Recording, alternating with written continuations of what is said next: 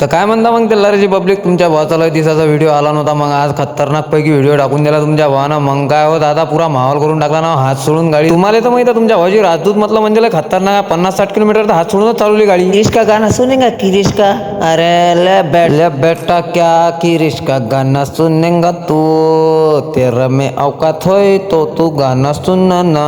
हो. एवढी वय झाली तरी बुडा वाटते 15 वर्षाचा. मग काय भाऊ, नान करते काय, यावंच लागते खर्रा घ्यायला. हा अरे दादा, दिसते तसं नसते, म्हणून जग फसते. गाणे तर जोऱ्या जोऱ्यानं चालू दे.